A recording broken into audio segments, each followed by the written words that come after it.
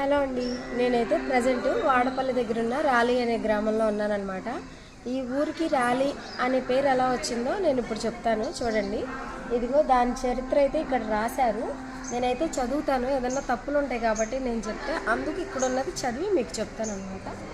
ఇక్కడ చూడండి, దేవతలకు రాక్షసులకు అమృతం పంచిపెట్టి శ్రీ మహావిష్ణువు మోహిని అవతారంలో రథం ఎక్కి వస్తుండగా ఈ ఉభయ గోదావరులు వశిష్ఠ గౌతమి రెండు గోదావరుల మధ్య ప్రాంతానికి వచ్చేసరికి రథచక్రానికి ఉండేటటువంటి శీల ఇరుసు అంటారనమాట రాలిపోయింది.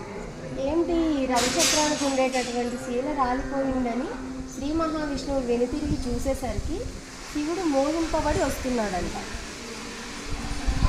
అప్పుడు ఆ శ్రీ మహావిష్ణువు నా నిజస్వరూపాన్ని చూపిస్తేనే కానీ ఆగేటట్లుగా శివుడు లేడని గ్రహించి ముందు పురుష రూపంతో వెనుక స్త్రీ రూపంతో శ్రీ జగన్మోహిని కేశవ స్వామిగా అవతరించాడంట.